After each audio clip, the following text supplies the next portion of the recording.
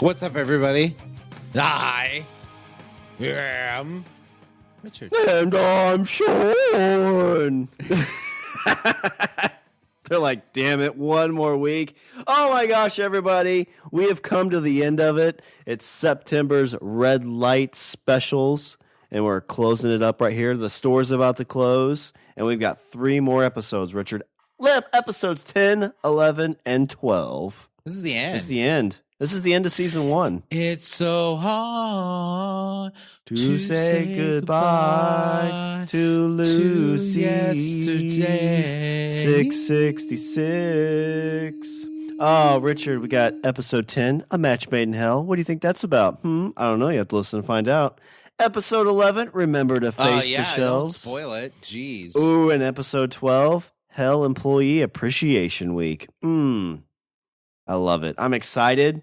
Burying the lead with a title. Jeez. Oh, yeah. Well, I mean, that's what you got to do, right? Sometimes. Some things do. Like, sometimes maybe a match made in hell, Richard. Maybe you're like, does somebody fall in love? No, maybe it's just a match that was made in hell. You know, there's nothing wrong with burying the lead. I mean, there's a reason that everybody went to go see Snakes on a Plane.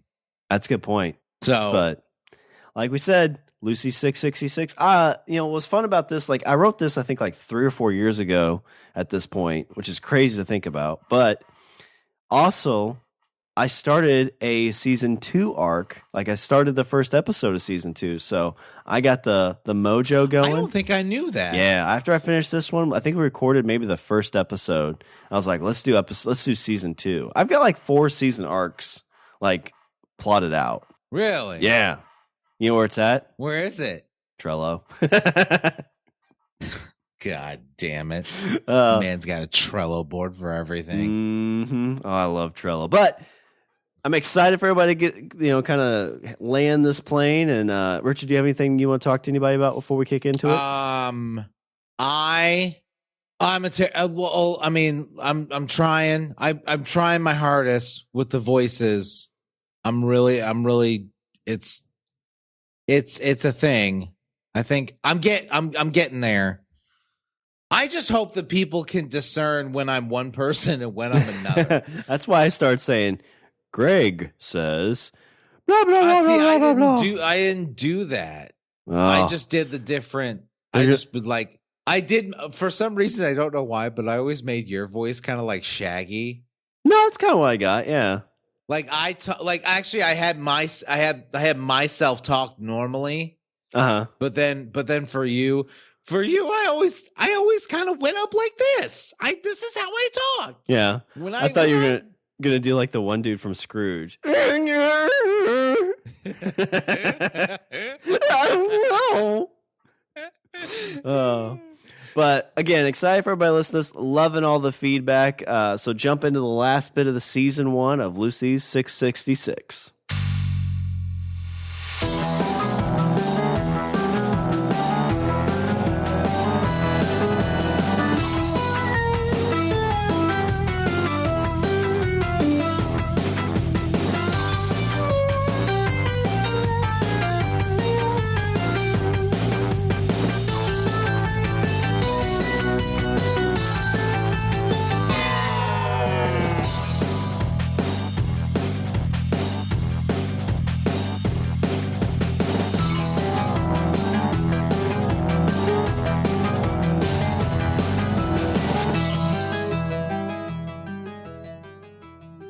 Lucy 666, Season 1, Episode 10, A Match Made in Hell, by me, Shawn.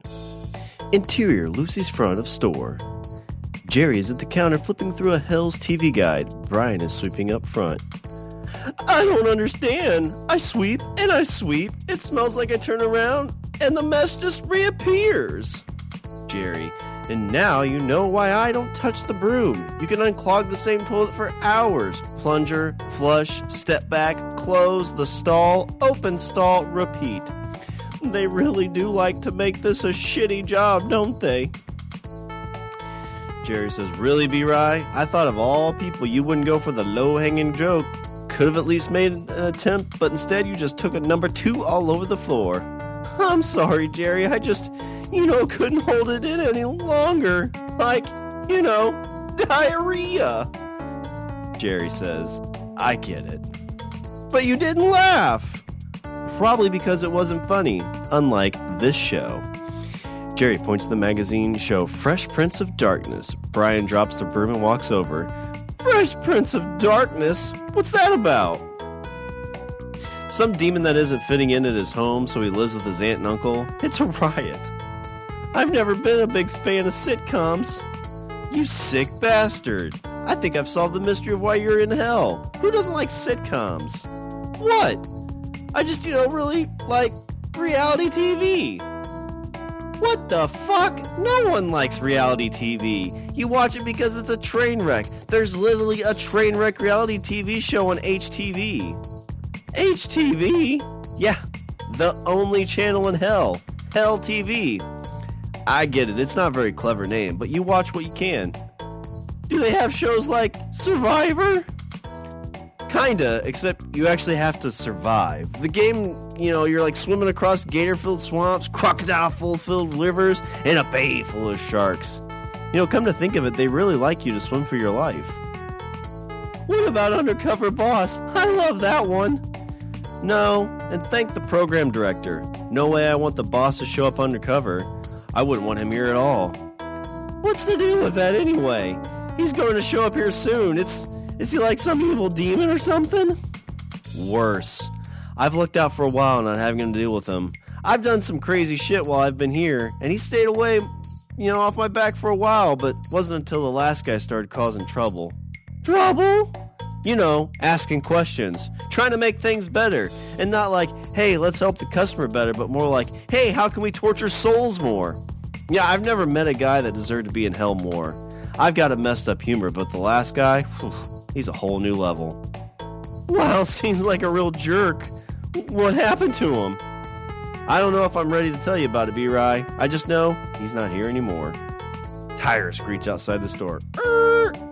What the fuck is going on out there? The doors open hard. Bam! And 4 HTV workers run in, almost like Secret Service. The HTV executive.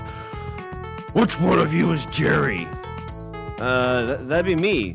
Who the hell are you? That's him. Grab him, gag him, and throw him into the van. Guys grab Jerry as he's struggling and fights until they gag him. He continues to fight back. Tase him. I love it when they shit themselves. What are you? And what do you do with my friend? Buddy, I just suggest you step back unless you want to empty your colon into your pants. Alright guys, let's head to the studio. This is gonna be some good shit. Wazon comes in. Excuse me, jerk. What nerve? What's up with the van with Match Made in Hell on it? What's that smell? Is Jerry trying to clog the Groundhog Day toilet? They just took him. Those executives from HTV? That's awesome. Jerry's gonna be on a Match Made in Hell. Oh no, we have to save him. Why? Jerry hates reality TV. So we cut to the HTV green room and Jerry's in there. The HT executive. I don't care how ugly he is. You make him look suitable for the #1 dating show in hell. The HTV makeup artist. It's just he's a clerk from the lousy Lucie's convenience store. I never go there. The chicken beaks are always spoiled. I don't understand how you eat those things and keep your figure. The trick is weights, honey. You can just do cardio and look this good. I'll do my best on this hot mess, but someone else is cleaning the shitty mess that he made in his pants. Where am I? Oh no, my eyes! You demons took my eyes! What the hell? Why? Why? Take it easy, Jerry. We just had to cover your head so no one saw you coming into the studio. Oh, I was so scared I almost shit myself. Honey, you did shit yourself. Not just now, but after getting tased. Aw, damn it. I was hoping no one noticed. What the hell am I doing here? Let me welcome you to HTV as you've been chosen with a suggestion from your boss to be a part of the #1 reality dating show in hell, A Match Made in Hell. Fuck me. A reality show? Fucking boss trying to get in my head. Wait, You guys aren't demons. You're just souls. Honey, do you think all the good jobs are run by demons? Please, some of us have a good gig here in hell. Like me. I'll be doing your makeup for this evening. I've been the HTV executive for the last millennia. I've helped produce some of the best reality TV show of all time. Survivor The Swim, Big Barracuda, and Who Wants to Punch a Millionaire? It's just good shit. I've seen that one. I never understood why the millionaires always punches the contestants. Well, Jerry, even in hell, money talks. Alright, get your makeup done and new outfit and be ready to compete. I'm late for a meeting. What am I supposed to do? I've never been on TV. Just bring that Lucie 666 humor and everything will just go smoothly. What if I mess up?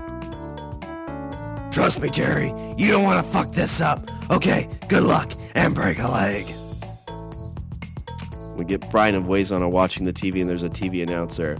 What a great episode! How I Met Your Cheating Mother! In just a few hours, we are excited to bring you a special episode of A Match Made in Hell. This week, Jerry, a clerk from Lucie's 666 convenience store, will pick from 3 contestants for a night of romance and survival. Tune in later this evening. TV shuts off. We have to go save him. After what happened at the TV store, you need to sit tight. There's nothing we can do at this point. Plus, Jerry could use a date night. You know, I'm sure you'll match him up perfectly.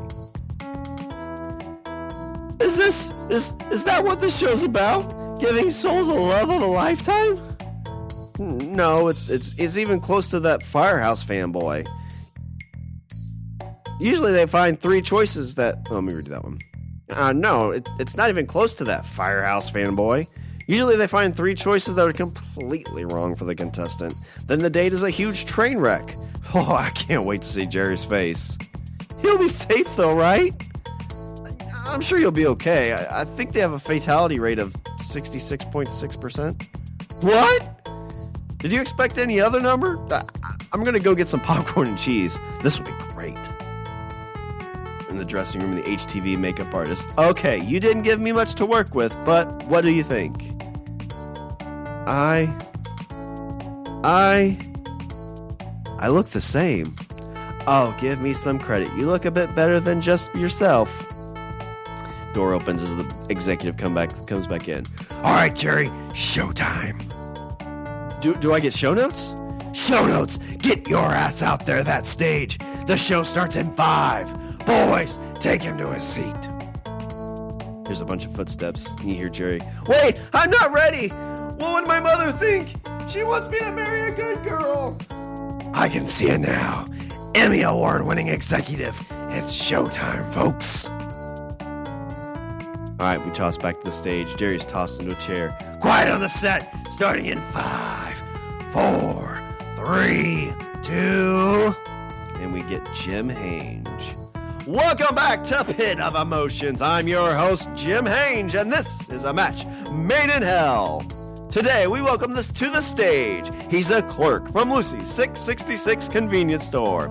He likes long walks by the Lazarus pits, trip to the local SoulBall fields, and his favorite circle of hell, the second circle. You dirty dog, you. But don't worry, he's no Rodney. Let's give a warm welcome to Jerry. So, Jerry, what are you hoping to find today in A Match Made in Hell?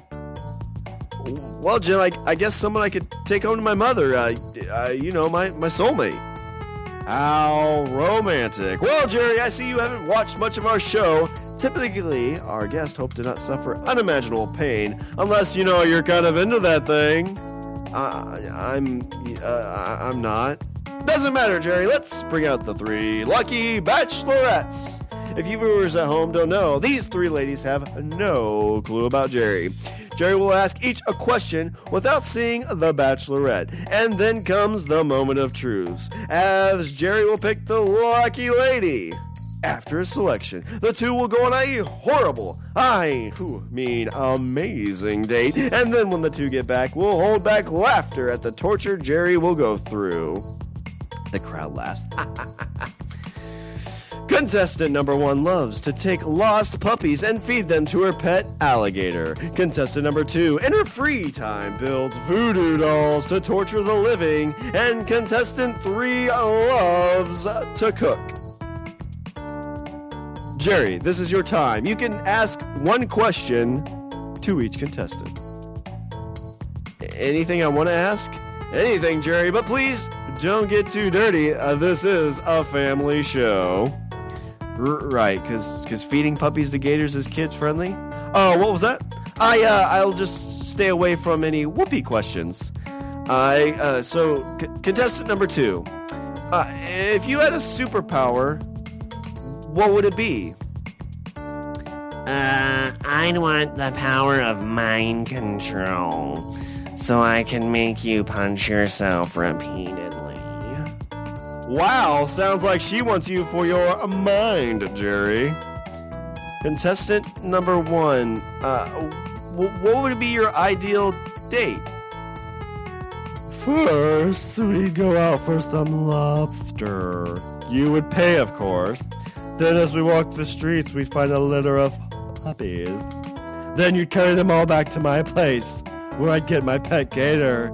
And I get the picture. Thanks, contestant 1. You know what they say, if a woman's pet doesn't like you, it'll eat you. Contestant number 3, what's your favorite color? It's black.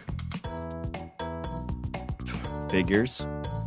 Even though it's an empty void, it reminds me of a blank canvas. So much possibilities. That's actually kind of beautiful. Horrific, isn't it? Okay, Jerry, when we come back from commercial break, it'll be time for you to pick your match made in hell. Let me get a voiceover. Today's episode of Match Made in Hell is brought to you by Lucie 666. Go and pick yourself up a snack and drink from Hell's non-rated convenience store. Just head towards the screams and don't look back. Back to you, Jim. All right, Jerry, here's the moment of truth. You will be taking on a date contestant number 1, contestant number 2, or contestant number 3. You hear the crowd going, 1, 2, 3, 2. Take the gator. Go for the other one. I'm going to go with my gut on this one and not my heart. Solid strategy, but I think all 3 will eat either one. I'm going to go with contestant number 3. There's crowds going, woo.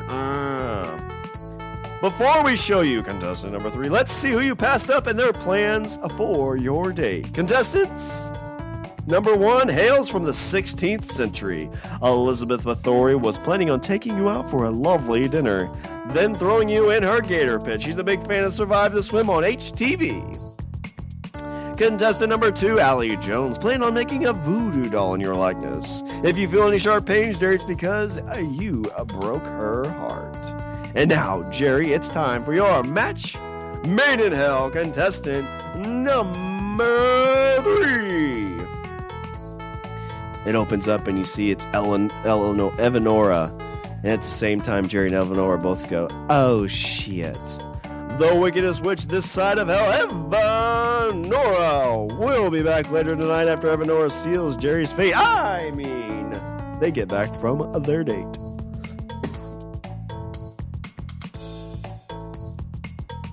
Oh man, what's going to happen? Brian and Fuezon are in front of the TV. Hurry up, the second half of Match Made in Hell is about to start. No way I'm missing Jerry and Evanora going on their date. How can you be so excited about 2 of our friends who hate each other going on a date? I don't even want to think of the things she could have done to him. What's worst thing she could do to our guy Jerry? I don't know, maybe kill him? Turn him into a frog? No way I'm taking care of Frog Jerry. I'm sure if he's a frog, she'd use him in a potion or something. Oh no! Turn it up, Jim's back!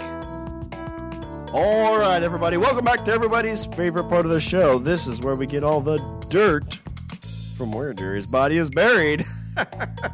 I'm just kidding. Or why? Well, I'll have to find out from the beautiful Evanora and get her side of the date. Jim walks over to Evanora.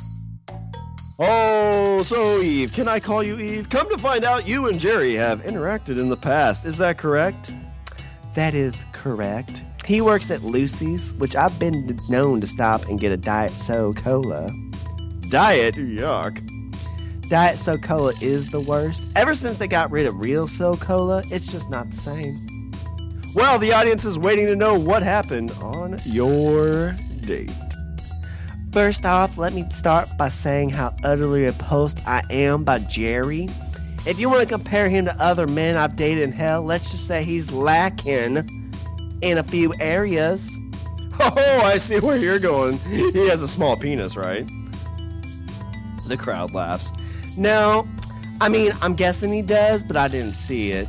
I'm just saying intellectually and emotionally, he's just lacking in those areas.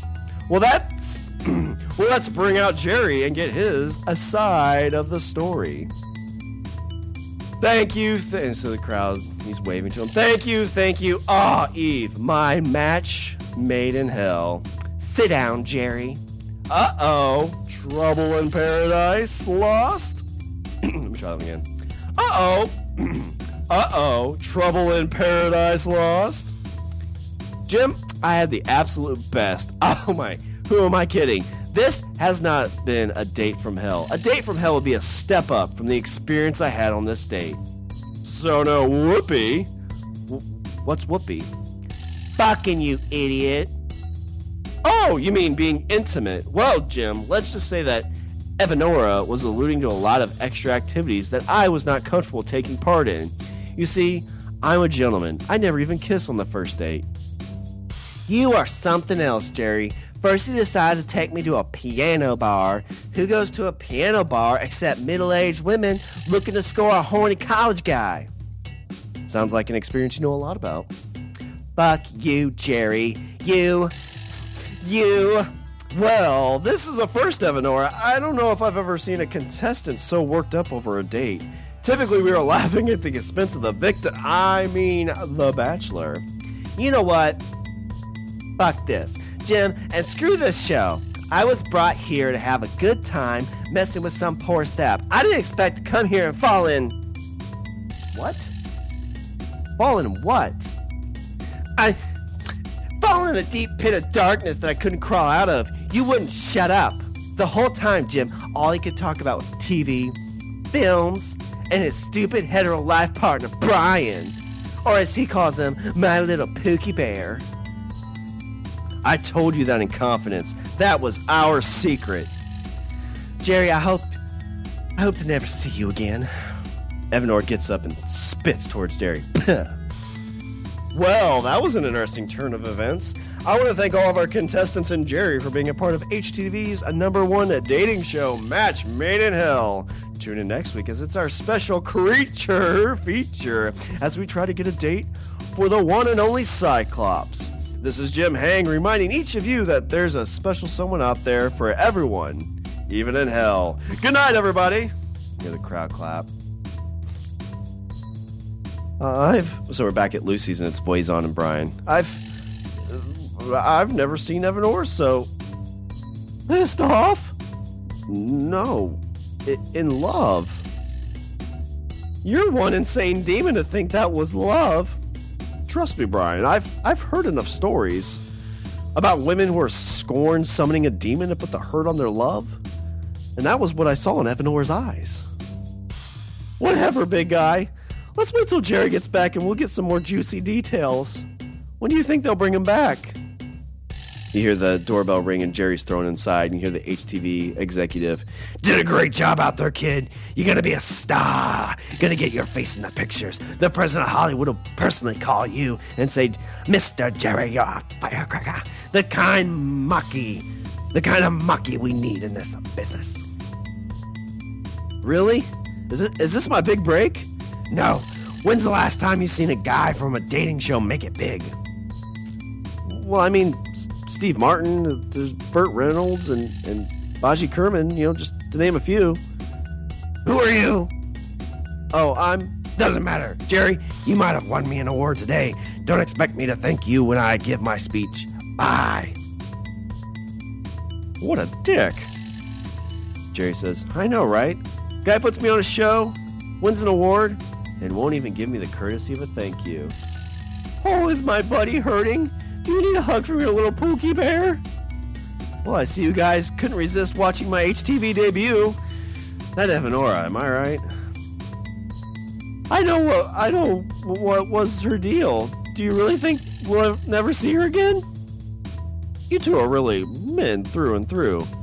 You have something right in front of you, Jerry, and you're just too dumb to realize it. In front of me? What do you mean? V-Ray? You're love blind. Zach, let me try again. No, you're love blind, Zach Silver. Who's that? A demon friend of yours? Worse. That's the character Freddie Prinze Jr. played in She's All That. I'm making a list of all the reasons I think you're in hell, B-Ray. And you knowing the name of the character from She's All That is getting added.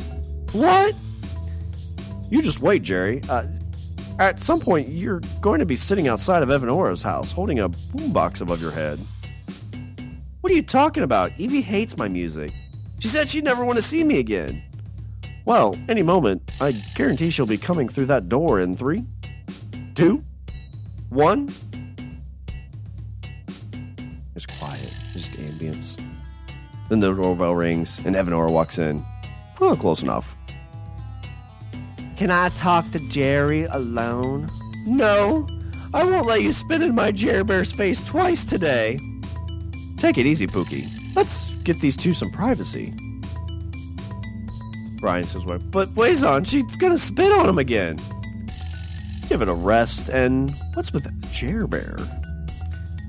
Well, I thought you said you never wanted to see me again. Shut your face, Jerry. There's no cameras and no audience for you to put on a show. What was all that about? What? It was a TV show. Was it? What about the date, Jerry? I mean, thought we had something. We talked. We laughed. You don't get that in real life, let alone here, in hell. It was just all for the show. Even if they didn't tape it, you were acting. Right? I'm such an idiot. I thought, hey, I'll just put a spell on this idiot, have him turn into a frog, and then call it a night. Yes, Jerry, at first it was an act, but then we just... I don't know what you did, Jerry, but I'm not supposed to have these feelings. I'm a dark witch in hell. I can't be in love with a soul whose day job is being a clerk. Wait, what did you say? Forget it, Jerry. No, you said love. Do you really love me? Is that why you're so weird? Evie, I actually feel the same way. Oh, sure you do, Jerry. Get in a few more punches. I've already prepared a spell. You'll forget all these feelings. I just wanted to tell you what, you feel the same way? I mean, from the first time you showed up here, I just thought there was something about you. I don't know how we can make this work here in hell, but I'm willing to try. Well, isn't this some karma? Romeo and Juliet bullshit. There's no reason for me to take the mind erasing potion, or whatever you crazy witches call it. We can make this work. Wait, why is that one empty? I took mine before I got here. I was hoping to kick in before I walked through those doors. I didn't have the courage to tell you how I felt. Wait, can you reverse it? No, there's not enough time. Any moment now, I'll forget all about all this, and my feelings will just be gone. Jerry grabs the potion. I'm sorry. Jerry says, normally I don't kiss on the first date, but under the circumstances, I'll make an exception. Jerry? Yeah. Jerry? Jerry? Why the hell are you so close to me? How'd I get here? That's the last time I try out for any HTV show. I feel like I've been in a 10-round fight with Cyclops. Maybe you should go home and get some rest. Oh my, that sounds like you almost cared. Don't get used to it. Wouldn't dream of it. Make sure you have some Diet SoCo chilled for me tomorrow. Evanora walks out. Jerry looks at the empty bottle in his hands. Wazon and Brian walk back in. She spit on you? No, not really. So, how'd it go? Oh, I see. What are you gonna do? Romeo and... Jerry pops open the bottle and takes the potion with one swig. Romeo and Juliet style. Tragic. What's that supposed to mean? Don't worry about it, Brian.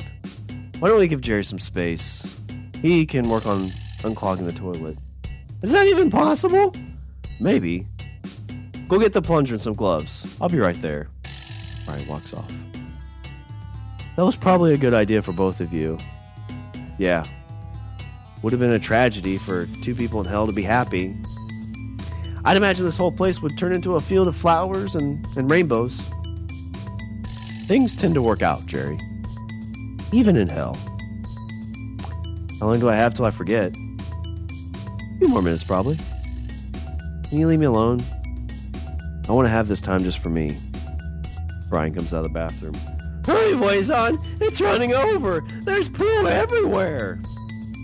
What in the hell, Brian? Wazon walks away from Jerry and into the bathroom. Jerry stands there in silence for a few moments. Lets out a big sigh.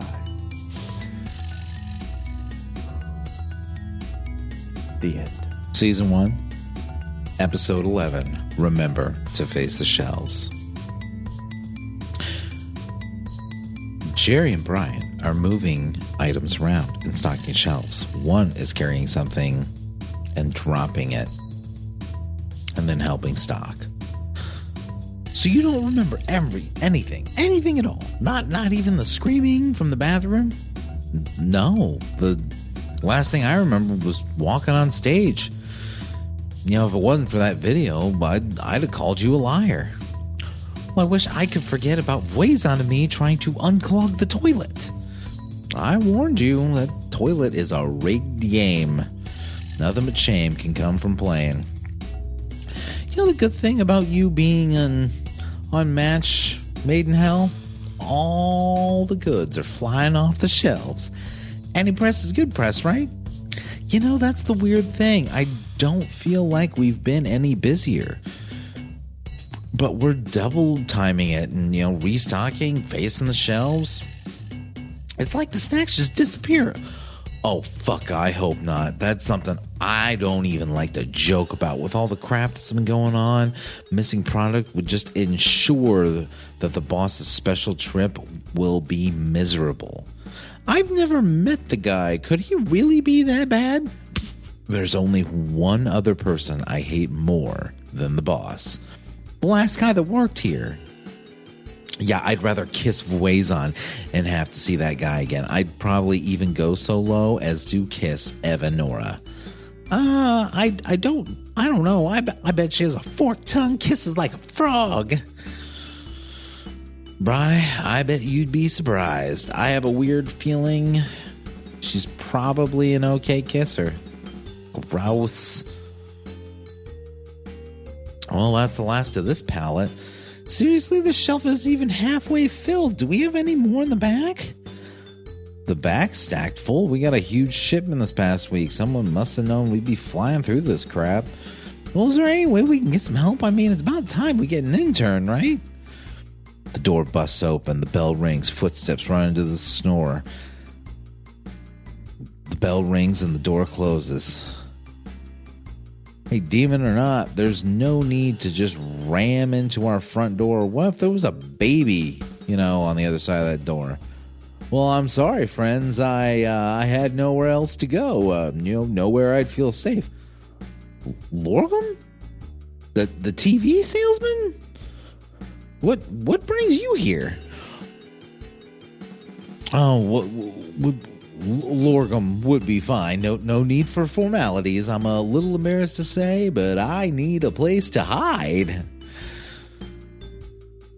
Lorgum is on the other side of the counter with Jerry and Brian. This probably isn't the best hiding spot but on this side of the counter, you can, duck down if anyone comes in. Well, if I duck down, you guys won't make any jokes or anything, would you? Of course not. We're professionals. When you go down behind the counter, I swear, no jokes. It's not right to joke when a demon's on his knees. Maybe I should have taken my chances at the store with all this bullshit going on. Sorry, Elle. I'm just trying to lighten the mood. I get nervous when, things are too serious, and that's how I break tension. Maybe back off the sex jokes, Jerry. We owe a lot to him. Look, Elle, mean no harm. I mean it. So what's the cause for the Kramer-like entrance? Well, you'd think that in hell, demons would be a bit more civilized. We all work for the same guy, but it can be just as bad as you humans up there. This mafia-type group of demons who are trying to get a monopoly on the TV business are trying to kill me. I like to think I run a classy, retro-style store. No need to, make it feel corporate and stuffy. Well, so they're trying to run you out of business? Bottom feeders don't take the Ray Kroc approach to hostile takeovers.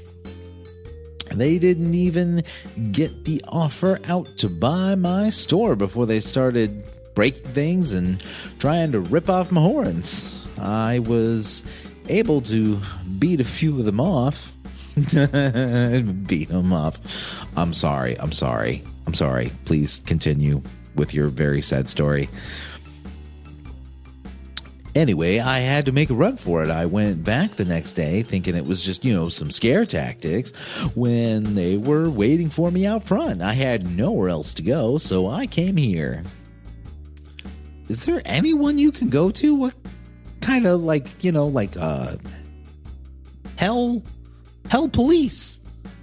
Oh, well, I could make a formal complaint, but those typically don't go in favor of the one being attacked. Why? It's your store. You built it. They should be charged with a crime. We're in hell? That makes absolutely no sense. I'm sorry. Exactly. It's demon down here. If you can't protect yourself or your business, then a stronger demon comes, or then they just take it. So who are these guys? Well, they call themselves the Horsey Men. So it's begun. The end times are here. Jerry, what are you doing? Shut up, hang on. Darkness will rise from the ground. The sun will be blocked out. Water will turn to blood.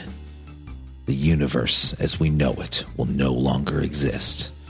The 4 horsemen of the apocalypse have awoken.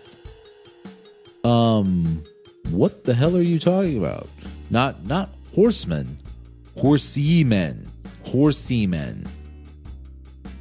They have nothing to do with the apocalypse. They're basically just business demons, aggressive business demons. But since the Horsey men showed up, the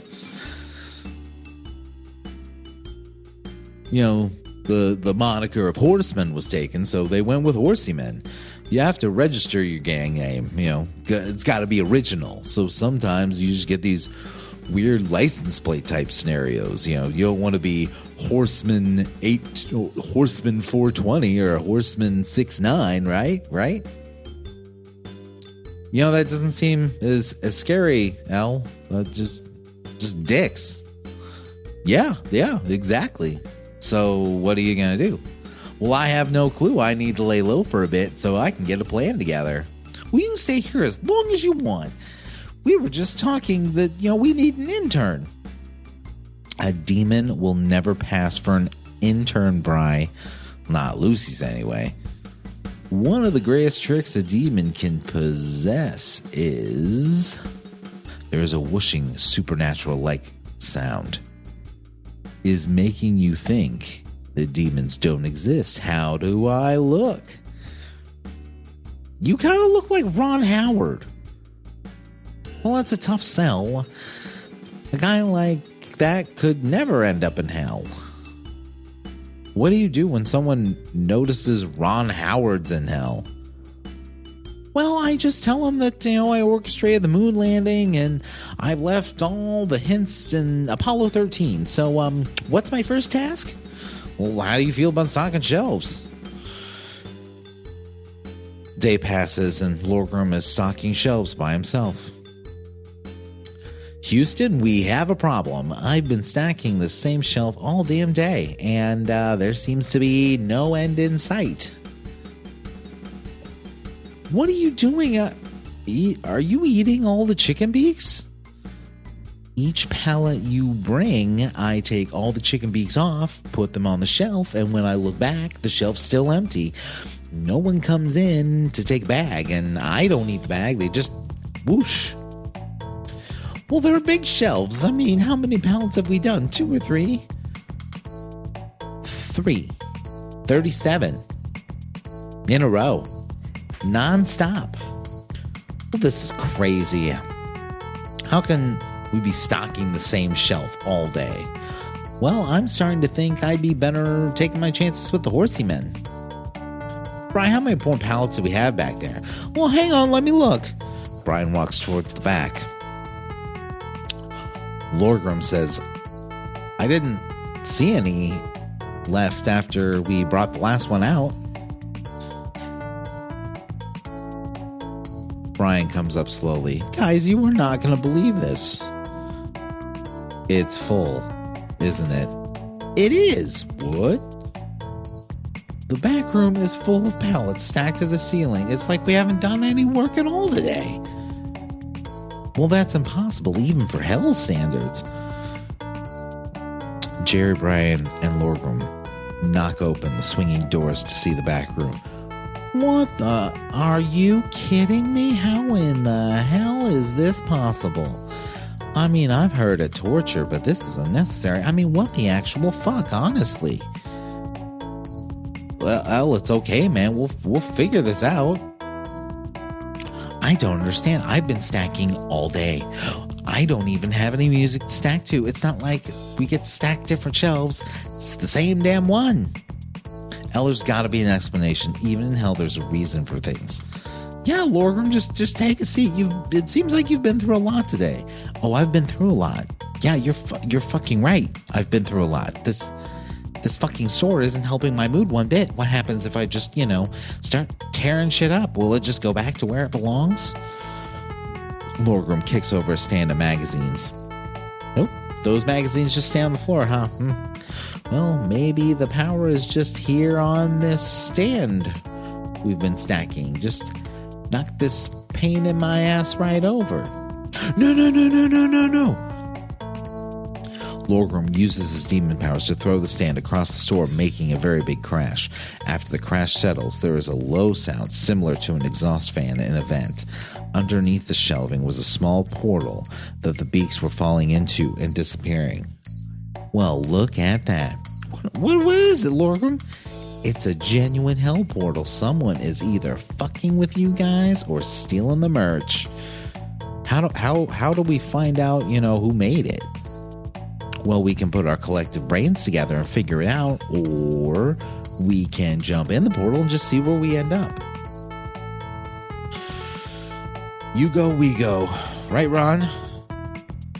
This isn't fighting fires. The door rings, the horsey men walk in, the bell rings, and the door closes. Hello. We are currently looking for a demon on the run. Would either of you 3 gentlemen happen to know where... Holy shit, is that Ron Howard?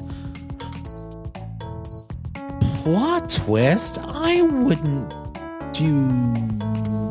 wouldn't you say Ron Howard? The horsey men are standing at the front of the store as Jerry, Brian, and Lorgrim stand around the portal.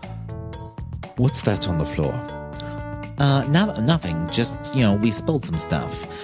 Hey, Brian, would you pull that rug over and put it over the spill so these nice customers don't trip? Sure thing, Lord Ron Howard. Yeah, that's perfect. Thank you. I didn't even know you died, Ron. Can I call you Ron? And look, you're already running Lucies? Yeah, putting those directing skills to work, snapping these guys into shape. Oh, you're in for a treat. Look, Ron fucking Howard. Sorry, Opie. No worries, I've heard worse. Oh, right, Hollywood. That's why you're here, right? I knew you couldn't be the sweet kid you portrayed from Mayberry. All right, guys, grab some snacks and we'll go back out on the mission. What kind of mission is that? Oh, I'm glad you asked. We're on the search for a sleazy TV guy. We tried to offer him a deal of a lifetime for a store, and he turned us down.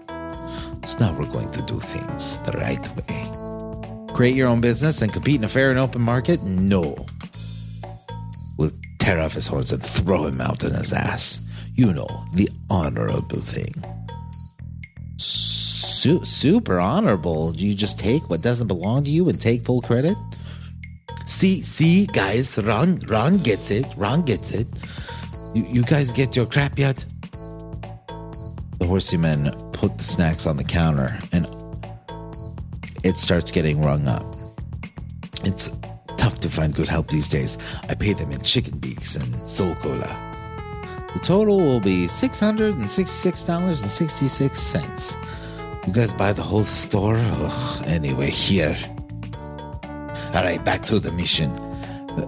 Thanks for coming to Lucy's. Please come back again. Can I get that? Hang on.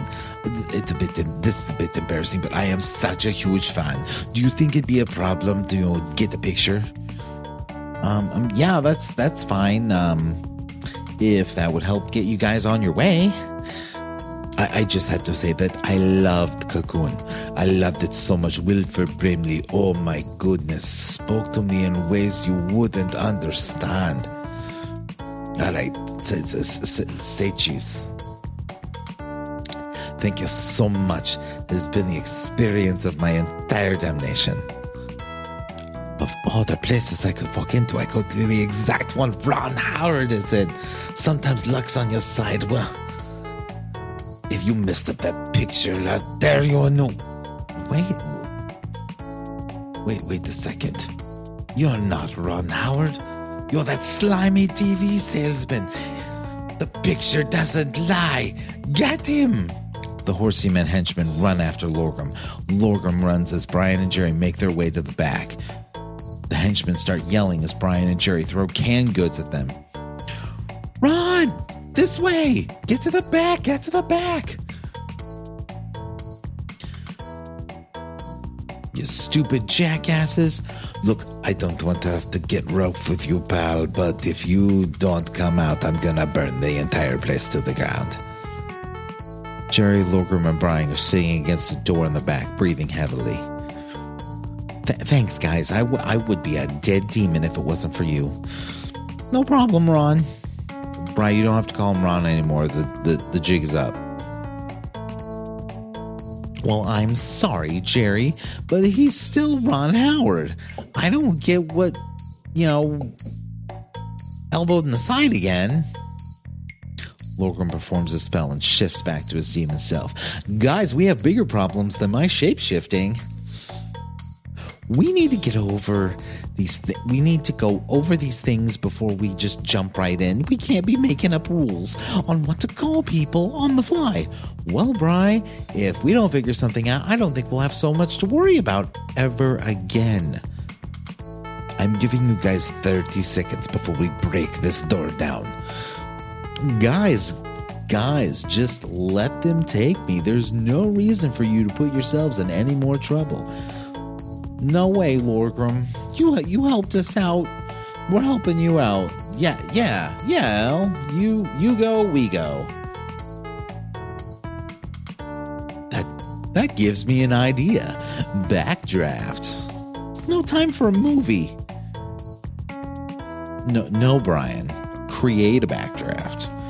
When the horsey men break down the door, it'll cause a blowback, and then we can, fight our way out. All right, time's up, Lorgrim. Here we come. Guys, get behind me. There's a bunch of loud kicks to a wooden door. As the horseymen try to break in, On the last kick, when the door goes in, there's a loud explosion. The horsemen scream and fly through the air, hitting the opposite side of the store. Lorgrim, Brian, and Jerry come running out with broomsticks, mop handles, and plungers, beating the horsemen. Looks like we got a mess to clean up. Pony Boys think you can come to the store? Take my friend. Guys, we got them pinned. Quick work. Move them over to the portal. No. You can't defeat the horsemen. That's impossible. You guys, you passed the test. You and your friends are new members. That's what this is about. Lorgrim leans in close as the portal hums louder. Ron Howard sends his regards. Lorgrim stomps on his hands as he screams in pain, and then screams as he falls into the portal. We're the greatest swordsman to ever live. No, I'm the greatest swordsman to ever live. If you guys don't stop with the movie quotes, I'm throwing you both in with them. You go, we go? There you go, guys. Now when you stock your shelves, they'll, stay stocked. And as a bonus, we don't have to worry about the horsemen. You know what, Al? Thanks a lot. I think we can consider ourselves even at this point. So what are you gonna do now, Al? Now, Brian, I go and fix my store, and I let everyone know that the horsemen aren't around anymore. Gentlemen, it's been a privilege flying with you. So, can we talk about the elephant in the room, Jerry? Ron Howard? Yes, why Ron Howard? Wonder if he knows, maybe Elle knows him, or maybe it's just a big fan. I mean, good movies, but it's not like he directed Forrest Gump. Jerry, never mind.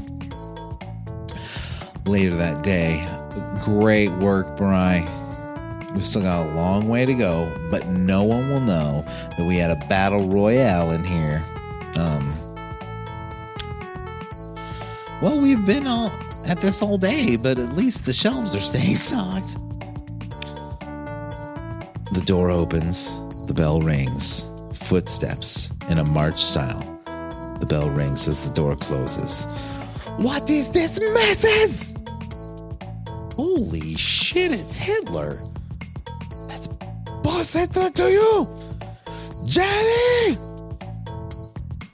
Well, long story short, we got robbed. How could this happen in my store? Well, it is hell here, Boss Hitler. I'm surprised it doesn't happen more often. This excuses, Jerry. This is exactly why I got fired. Wait a minute, you what? It's no matter now. You two will have no boss. We'll be here shortly. I just wanted to come here one last time to tell you how very disappointed I am in you, Jerry. It's things like this that cost me this job. Who's gonna be the new boss? Boss Hitler?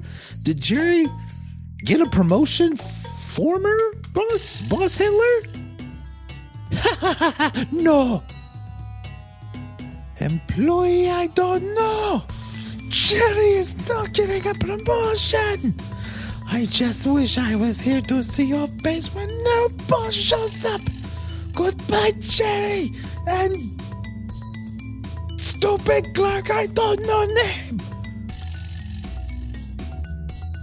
Our boss was literally Hitler? You know what? I should have guessed. I wonder who the new boss is going to be. This place looks horrible. No wonder they called in the big guns. Oh my fucking Ron Howard. Who's that, Jerry? Hi, Jerry. Guess who's the new boss?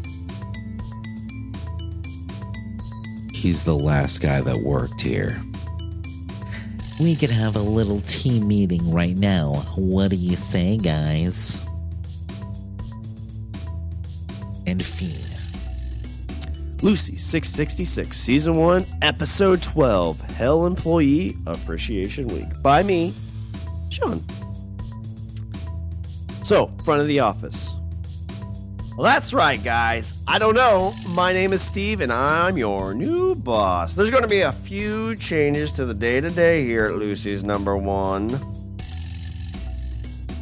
Wait, there's going to be a few changes here at Lucy's. Number 1, I'll be here every day. That means no more slacking off. Number 2, this will be the number 1 operation in hell next to soul harvesting. You never want to get a hold of those guys. Why is that? Well, unnamed employee, if you outperform the soul harvester as a soul in hell, what do you expect would happen? Not a celebratory lunch? Not even close. Have you ever seen how a soul gets harvested? It's not pretty. Steve, how in all this damnation did you get the manager of the Lucy's gig? Well, employee Jerry, I'm really glad you asked, but first let's get the formalities in place. I will not be called just Steve from this point. You will call me by my proper name, Steve the Boss. Second, let's take a little trip down memory lane, can we? You and I have been working at Lucy's for a long time. I didn't want to end up like you and work this clerk job the rest of my life. So early on, I plotted and I planned. In my spare time, I read all the magic scrolls I could get my hands on. My favorite was the Twister Soul Tornado spell that cost me, so much gold. You're telling me that the Soul Tornado of 35 was you? Haha, employee Jerry, there's so much I'm responsible for. How's the stocking going? It was a pain, Steve the Boss. We spent the last week restocking and restocking. Had no idea where the goods were going until we found Yeah, B-Rye. I wonder where that portal came from. Yes, unnamed employee, with the current numbers coming from this store's corporate, didn't really appreciate more lost goods. I, of course, was the one to show the big boss these numbers on a daily basis. You know what's the best for the corporation is best for us all, right? I suggest that these events could not go unpunished, and I would take it as a challenge on myself to come to Lucy's and bring it back to the glory days. You little weasel. Employee Jerry, you're on thin ice, buddy, and in hell it will only stay thin for so long. I'm sorry. You little weasel the boss. Well, that's a start. Rome wasn't built in a day, am I right? If you think I'm going to let you push me around, you have another thing coming. Jerry starts getting choked up. I'm not going to live with an eternity with... Jerry, I know you haven't had a real boss in Century, but as the boss, I have so many cool abilities, and I earn even more based off performance bonuses. Steve the Boss, what type of performance bonuses? Unnamed employee, I'm glad you asked. It's a lot of different... you remind me of a younger me. There may be a spot at corporate for you one day. Jerry lets out a scream. There are a number of different performance bonuses. Beating goals, safety bonuses for no work-related injuries, and my favorite one of all... Jerry lets out a scream. Oh, Jerry, you haven't told unnamed employee the best week of the year? Whew, shame. I saw you two give your all during the SoulBall tournament. I think you'd be all in. All in on what? Oh, sorry. Steve the Boss. All in on what? Well, unnamed employee, that would be winning at Hell Employee Appreciation Week. I've got both of you entered each of the competitions. You two get prepped. We'll be leaving soon. For now, I'll be in my office. Wow, I didn't even know that existed. Trust me, it isn't all about employee appreciation. No, not the employee appreciation. I didn't know that Lucy's had an office. So they're on a train. Unnamed, see the boss says, unnamed employee, you look pretty damn excited. This your first time on Hell's Crazy Train? First time on a train at all, Steve the boss. This is amazing. Don't get too excited, B-Rye. The destination is as glorious as our Steve the boss lets on. First, employer Jerry, the Employee Appreciation Week is the one time of the year that all of Hell's Souls get to go out and have a good time. Compete for prizes, eat some great food, and enjoy a little R&R. Plus, as an added bonus, the bosses get to earn, just a tiny few perks. When was the last time Lucy's participated in Appreciation Week? Been a long time, B-Rye. And that is going to change. This will be new yearly tradition for our little store in Hell because I appreciate each of you. Employee Jerry, I appreciate your candid conversations. And you, unnamed employee, I appreciate your can-do attitude. Hear that can-do attitude, Jerry? I like this guy. Of course you do, B-Rye. Steve the boss, what kind of games will we be competing in? There are a lot that are offered, but since your last boss didn't submit an entry form, I was only able to get you into 2 of the 3 events. The Potato Sack Race, Softball Home Run Derby, and to end it all, a 3-point shootout. I'm sure you two have no trouble winning all 3 if you know what's good for you. What do you mean? I thought it was fun, Steve the boss. And what is more fun than winning? All right, rest up, guys. I'm going to go to my first class seat because, boss and all. Steve stands up, walks away. You don't think Steve the boss is serious, right? It's just for fun. One thing about Steve the D, his bite is a lot worse than his bark. Trust me. I didn't want to feel his wrath when he was just a clerk. Now that he's a boss with powers, it's hard to tell what he'll do. They get to the park. Wow! Look at this place. What is it? Hell Park. There's a park in Hell? This place keeps me guessing. They're my 2-star employees. Alright guys, we have to hurry up. The potato sack race is about to start. Come on, let's go.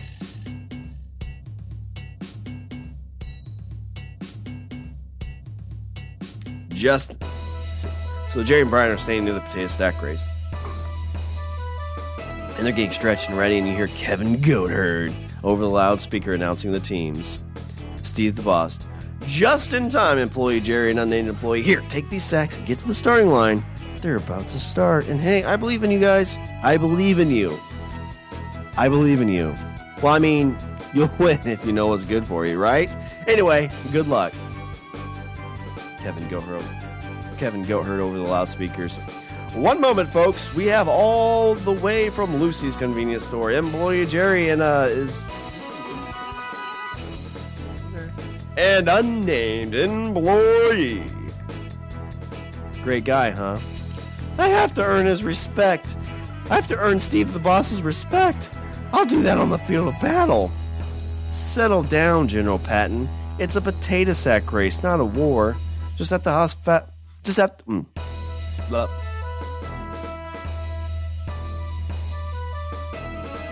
Settle down, General Patton. It's a potato sack race, not a war. Just have to hop faster than the rest of these losers. Oh, shit. Well, looky here, Ed. If it isn't the number 2. The runners-up from the SoulBall tournament. Yeah, Ernie.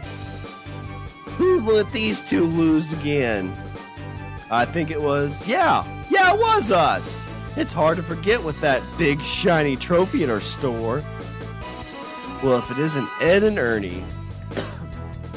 Potato racers, to your marks. No time to talk, employee Jerry. Don't worry, we'll wait for you at the finish line. Not if we get there. And you hear Kevin Goatherd yell, "Go!" Shit, I wasn't ready. Come on, go. Right, come on, we gotta beat those 2 jackasses. They're gaining on us, Ernie. Push harder, you sissy. We're not losing to those 2 clerks. Ha ha! Here we come, Ernie. Hope you're ready to smell my dust. And Brian and Jerry tumble. What the? Ha ha! Suck it, losers. Hope you two had a nice trip. Your winner, Ernie Nevers and Ed Healy. Sorry, Jerry. I got tangled up. Don't worry about it, B-Right. I mean, you tried your best.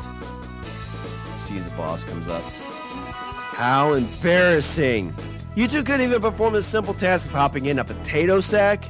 No wonder the store is in the shape it's in. If you can't hop, how in the hell can you sell Diet Soul Cola? Comes down to you, unnamed employee. Thanks to you, I won't get the last of one of my bonuses. Sorry, Steve the boss.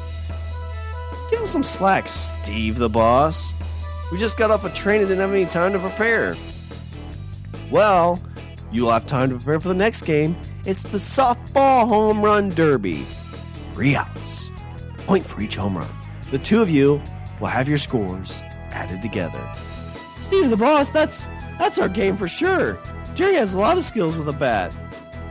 Well, you guys will be up next. So, you see that score up there? That's the one to beat. Don't let me down. I'll be leading in the stands. Ed Healy's up that.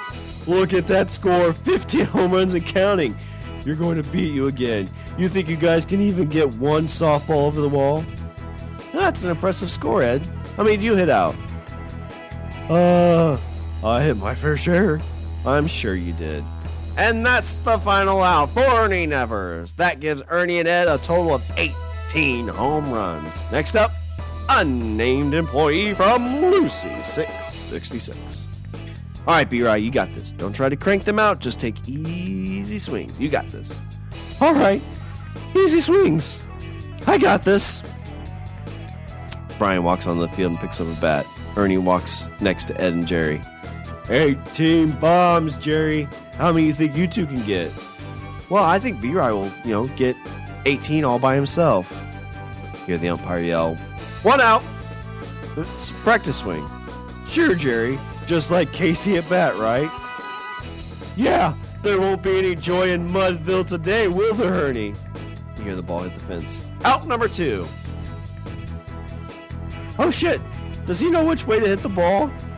It's all right, B-Right. You got this. Yeah, Brian, just 18 more to go. Yeah, Brian, that's a long one. Stretch! Ball hits the top of the fence, falls to the ground, just missing a home run. Umpire yells, out number 3. Oh, so close. Kind of, it might be, it could be. It isn't. Well, Jerry, looks like it's up to you. Give me 19 swings to wipe those dumbass smiles off your face. Brian and Jerry walk by each other. I'm sorry, Jerry. Don't sweat it, B-Ride. The last one had a real chance. I know you were just setting me up to be the hero, right? Go kick some ass. All right, Jerry, just like when you played minor league ball. Swings. Home run. Oh, yeah. Hear the umpire yell. Second home run. Another home run. 5, 10, 15. Ah, yeah, go, Jerry. That's 15 in a row. You got this. Just missed it, Jerry. Take a breather. You got this. Umpire yells out 1. Number 16 goes over the wall. Hey, look at that. Think I can hit 15. Oh, sorry. Jerry says, hey, look at that. Think I can hit 15 more in a row, Ernie? It swings. Umpire yells, home run number 17.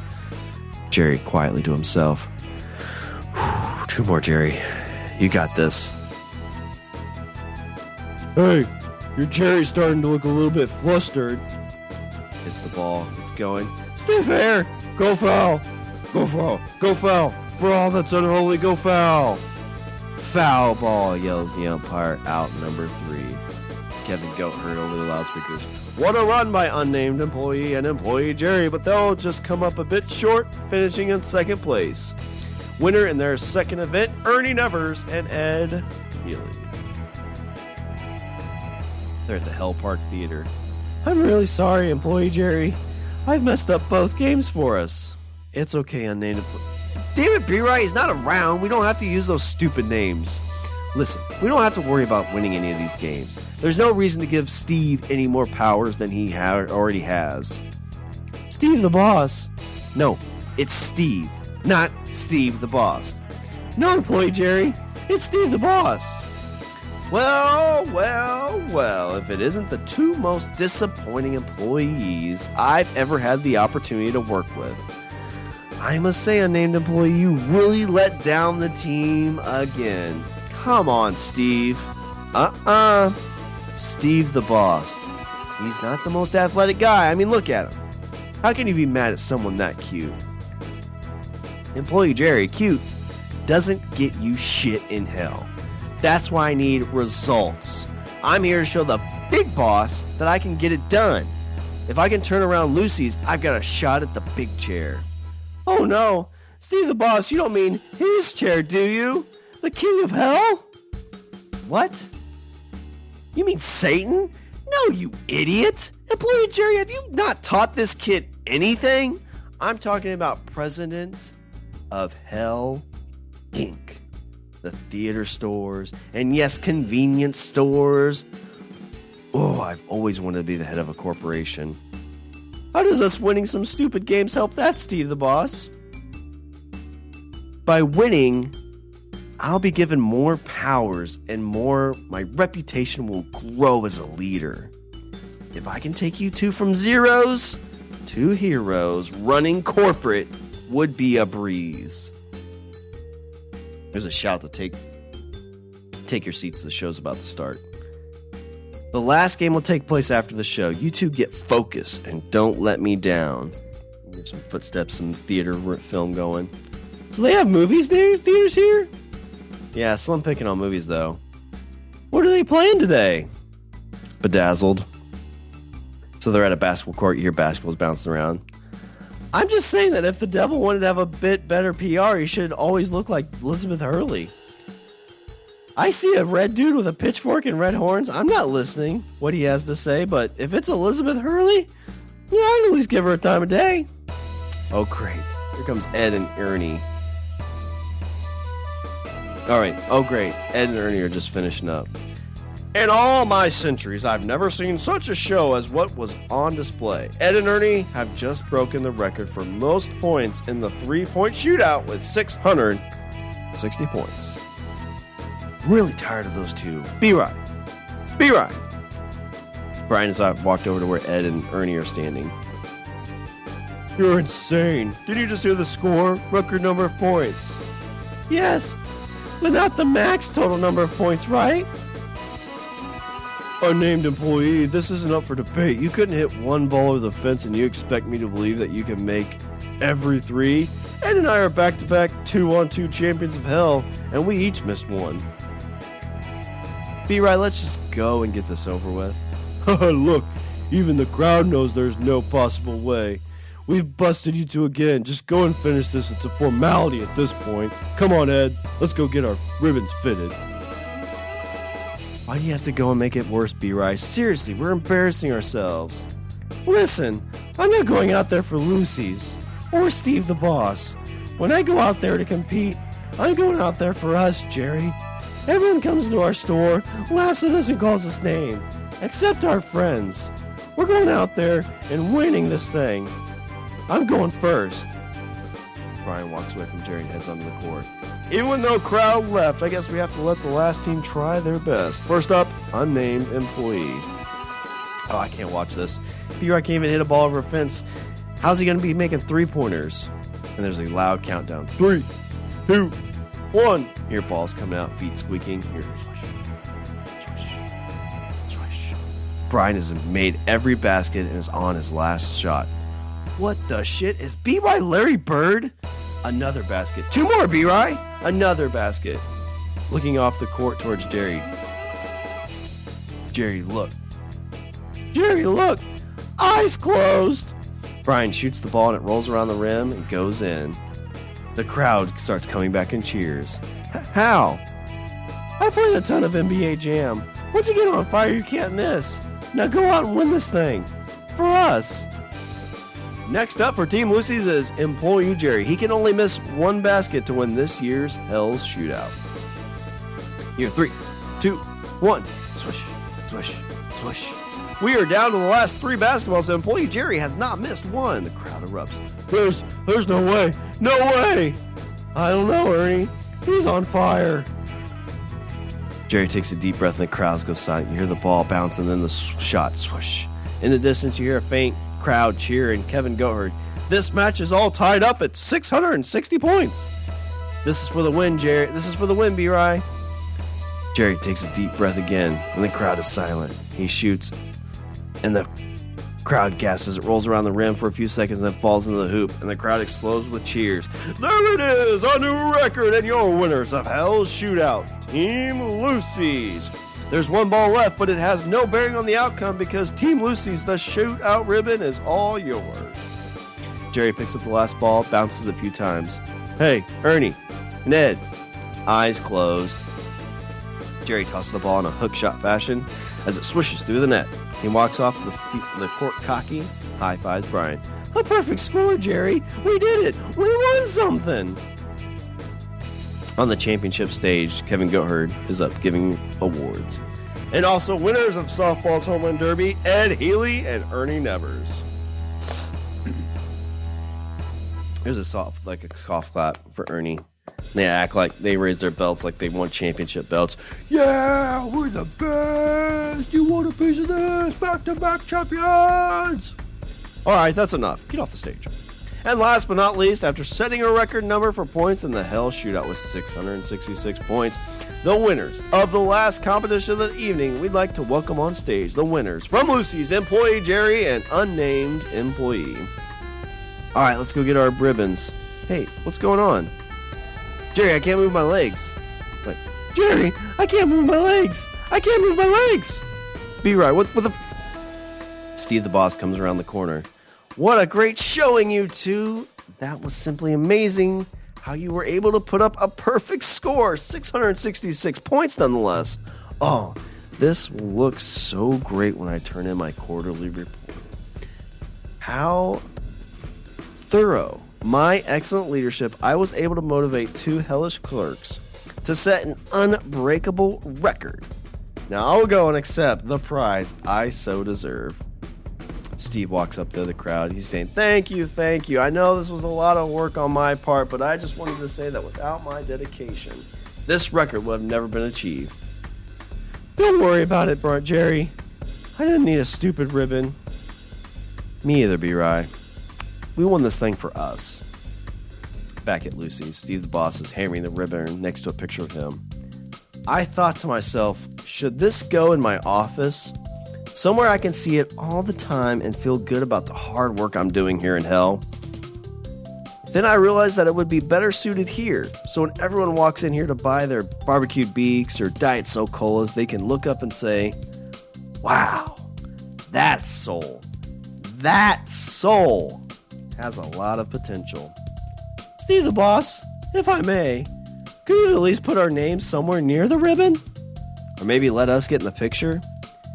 You guys can be so cute sometimes. You are exactly where you deserve to be. I've pulled my share of strings to keep you here, Jerry, and had to pay a hefty amount to get you here, Brian. Wow, you do know my name, Steve the boss. Oh, I know a lot about you, Brian. You think it's a coincidence that you ended up here at Lucy's? How would someone like you even end up in hell, Brian? You've said it enough. You don't deserve to be here. It's really challenging to bring a soul to hell that doesn't belong here. Lots of red tape. Wait. Steve, did you?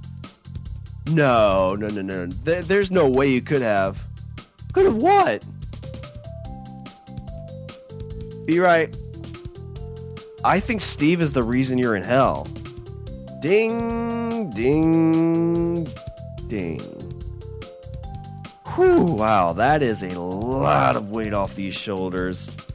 I knew we'd have to have this awkward conversation at some point, but I'm glad it's over with. You're the reason I'm here? You're the reason I'm in hell? Brian runs towards Steve the boss, but Steve the boss waves his hand and freezes Brian. Oh, you just stay put. And Jerry? You too. You see, these powers I'm gaining will help keep you two in line. Soon I will make my mark here in hell, and I will run this show. What? You want to run hell? No, listening is a key requirement, gentlemen. I want to work at Hell Corporation and work my way into upper management. Maybe become a VP of Hell Inc. that controls theaters, convenience stores, and entertainment. Then one day I will be the president of Hell Corp. The first soul to ever do so. And I will do it at your expense. Steve the boss walks away.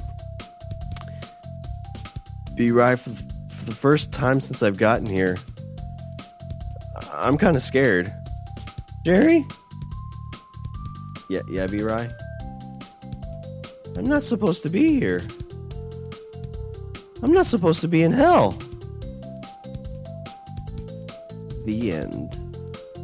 And the end of season 1.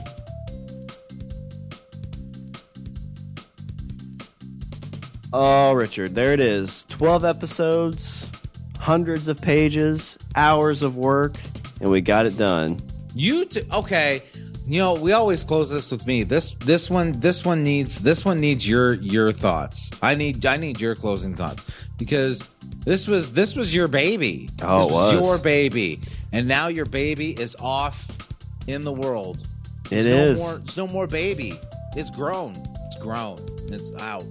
I called Max up and Lou, and they listened to him, and then they said they did. They said they're going to leave a review. No. It's a lot of fun. I know, like... They were like, I have to go to work. I'm like, you can listen to it. It's podcast. Like, it's 8 in the morning. They don't allow me to. What do you do? Farm work? You can't listen to it in the tractor? No, I don't get Wi-Fi. You can download it ahead of time. Nope. Internet's broken. Smash. No, so like when I first started writing all this, like we had the idea we're going to put this out on a separate feed, and then I started like doing Strange Indeed, and then realized that like time just got like raising a toddler is a lot of work, Richard. I don't know if you realize that or not. No idea. I don't think you've done it 3 times. Nope. But I ran into a lot of that stuff, and I think we talked about last time, like the fear of failure was a layer there too. Like going through and, you know, writing the episode, editing it and everything, you probably had 6 to 10 hours per episode. And so the fear was putting in 120 hours of work into this, releasing it, and it just kind of not doing anything. Yeah. Everybody's that listens to it likes it, so maybe this will spark us to maybe do that. But again, I'm just excited that it's out there. Maybe we can get real people to do the voices instead of my dumbass. But I enjoyed trying to melt blanket through these fucking episodes.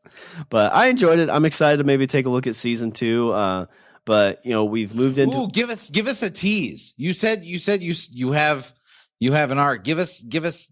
Yeah, put a little tease out there. Ooh, well, like, in season 1, they talked a lot about like the head boss like coming in, right? Like we didn't want to be around him. Like for some reason, he was just kind of not a fun dude. Right. Season 2, all about him being in the store. Oh shit! Yeah, I was excited about that because then it was just gonna like cake up on this and like, oh man, like where these two guys were gonna go. Oh. It was about to go down. I was excited, but yeah, Richard, thank you for taking the time to record all those episodes too. I know it was. I don't know. Did you feel awkward doing it, or did you feel kind of comfortable once you got in the motion of it? A lot. Well, no, the first one very much so. The second one got a little bit easier, and so it got progressively easier, I think. Yeah, I agree. Or maybe not. I mean, it's just kind of like when we recorded the actual like episodes when we try to read it back and forth, like when we're doing the actual voices. But like it's a whole different kind of format, you know. Like, oh yeah, very much.